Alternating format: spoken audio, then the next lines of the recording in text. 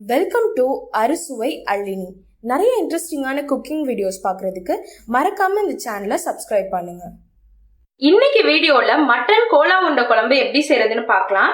முதல்ல கோலா உருண்டைக்கு தேவையான பொருட்கள்: 1/2 கிலோ மட்டன் கொத்துக்கறி, 20 சின்ன வெங்காயம், 4 பல்லு பூண்டு, 5 பச்சை மிளகாய், 2 ஸ்பூன் தேங்காய், கருவேப்பிலை, கொத்தமல்லி, அதுக்கப்புறம் 100 கிராம் பொட்டுக்கடலை, 1 ஸ்பூன் சோம்பு வச்சிருக்கேன். இது இல்லாம உப்பும் எண்ணெயும் தேவைப்படும். முதல்ல கோலா உருண்டைக்கு அரைச்சு வச்சுக்கலாம், அதுக்கப்புறம் குழம்பு எப்படி செய்யறதுன்னு பார்க்கலாம். இப்போ ஒரு மிக்சி ஜார்ல எடுத்து வச்சிருக்க வெங்காயம், பூண்டு, பச்சை மிளகாய் ஆட் பண்ணிக்கிறேன். அப்புறம் தேங்காய், கருவேப்பிலை, கொத்தமல்லி ஆட் பண்ணிக்கிறேன். 1 ஸ்பூன் உப்பு ஆட் பண்ணிக்கிறேன். நான் முதல்ல இதை லைட்டா அரைச்சிக்கிறேன், அதுக்கப்புறம் இது கூட கொத்துக்கறி ஆட் பண்ணிக்கிறேன். இப்போ இது எல்லாத்தையும் லைட்டா அரைச்சாச்சு. இப்போ இது கூட நான் கொத்துக்கறியும் ஆட் பண்ணிக்கிறேன்.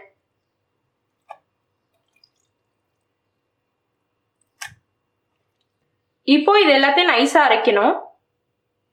இப்போ இன்னொரு ஜார்ல பொட்டுக்கடலையும் சோம்பையும் தனியா பவுடரா அரைச்சுக்கிறேன். இப்போ நம்ம அரைச்சிருக்க மட்டன் கூட இதை நான் ஆட் பண்ணிக்கிறேன். இப்போ இது எல்லாத்தையும் நல்லா மிக்ஸ் பண்ணிக்கோங்க.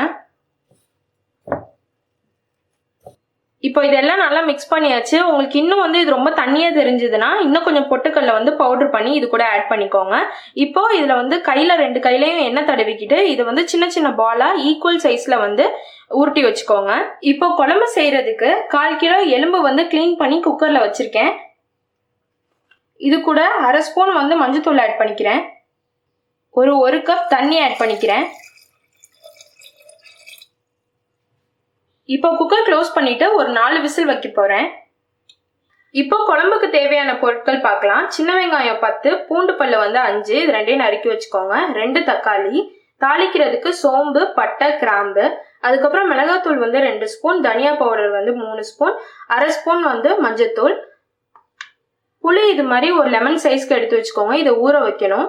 அதுக்கப்புறம் சோம்பு 1/2 ஸ்பூன், 4 ஸ்பூன் தேங்காய், இது ரெண்டையும் தண்ணி ஊற்றி நல்லா நைஸா அரைச்சிக்கணும். கொத்தமல்லி, கருவேப்பிலை தேவைப்படும்.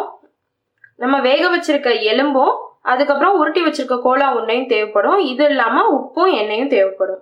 இப்போ எந்த கடாயில குழம்பு செய்ய போறீங்களோ அதுல எடுத்து வச்சிருக்க மசாலா தூள்லாம் ஆட் பண்ணிக்கோங்க. மீன் குழம்புக்கு குழம்பு கரைக்கிற மாதிரி இந்த கோலா உருண்டை குழம்புக்கும் கரைச்சிக்கணும். ஊற வச்ச புளி தண்ணியும் இதுல ஆட் பண்றேன். தேங்காய் சோம்பு அரைச்சு வச்சிருக்கதையும் இது கூட ஆட் பண்ணிக்கணும். இது கூட வேக வச்சிருக்க மட்டன் எலும்பும் அதோட தண்ணியும் ஆட் பண்ணிக்கிறேன்.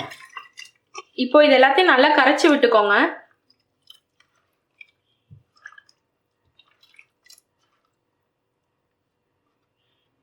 ஒரு ஸ்பூன் உப்பு ஆட் பண்ணிக்கிறேன். உங்களுக்கு எவ்வளவு தேவையோ அவ்வளவு உப்பு ஆட் பண்ணிக்கோங்க. கொஞ்சம் கெட்டியா இருக்கு, அதனால இன்னும் கொஞ்சம் தண்ணியை ஆட் பண்ணிக்கிறேன். இப்போ குழம்பு நல்லா கரைச்சாச்சு. இது முதல்ல நல்லா கொதிக்க விடணும். இதுல போட்டிருக்க மிளகாத்தூள், மல்லித்தூள், இதோட பச்சை வாடெல்லாம் போற வரைக்கும் நல்லா கொதிக்கணும். லாஸ்டா தான் இதுல வெங்காயம், தக்காளி, பட்டை, கிராம்பு, சோம்பெல்லாம் தாளிச்சு கொட்டணும். ஃபர்ஸ்ட் இது நல்லா கொதிச்சிட்டோம். ஸ்டவ் ஆன் பண்ணிக்கிறேன். கோலா உருண்டை இது மாதிரி உருட்டி வச்சிருக்கேன். குழம்பு நல்லா கொதிக்க ஆரம்பிச்சதுக்கு அப்புறம் இதை ஆட் பண்ணி இது நல்லா வெந்ததுக்கு அப்புறம் தாளிச்சு கொட்டணும். இப்போ குழம்பு நல்லா கொதிக்க ஆரம்பிச்சிருச்சு. இதுல நம்ம உருட்டி வச்சிருக்க கோலா உருண்டை ஆட் பண்ணிக்கணும்.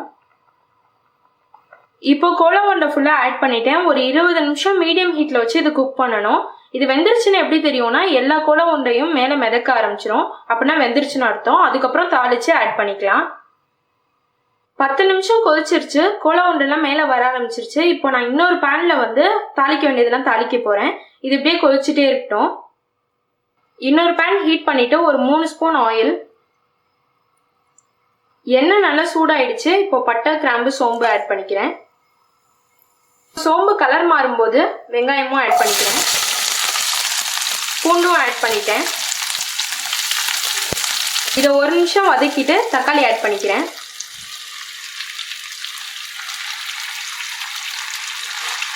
கொத்தமல்லி, கருவேப்பிலையும் ஆட் பண்ணிக்கிறேன்.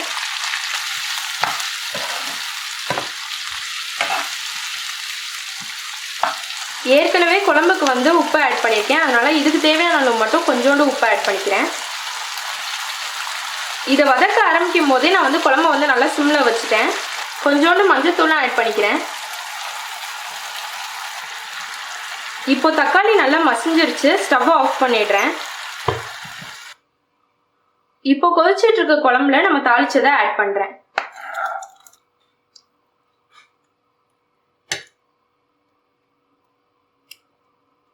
இப்போ இதை நல்லா மிக்ஸ் பண்ணிக்கோங்க. மிக்ஸ் பண்ணிட்டு இது ஒரு 10 நிமிஷம் சிம்ல வச்சு கொதிக்க வைக்க போறேன். இப்போ 10 நிமிஷம் குழம்பு கொதிச்சிருச்சு, ஸ்டவ் ஆஃப் பண்ணிடலாம். இப்போ டேஸ்டியான மட்டன் கோலா உருண்டை குழம்பு ரெடி ஆயிடுச்சு. இந்த ரெசிபி ட்ரை பண்ணிட்டு எப்படி இருந்ததுன்னு மறக்காம கமெண்ட் பாக்ஸ்ல கமெண்ட் பண்ணுங்க. தேங்க்ஸ் ஃபார் வாட்சிங் தி வீடியோ. இந்த வீடியோவில் உங்களுக்கு ஏதாவது டவுட் இல்லை சஜஷன் இருந்தால் மறக்காமல் கமெண்ட் பாக்ஸில் கமெண்ட் பண்ணுங்கள். சேனலுக்கு சப்ஸ்கிரைப் பண்ண மறந்துடாதீங்க.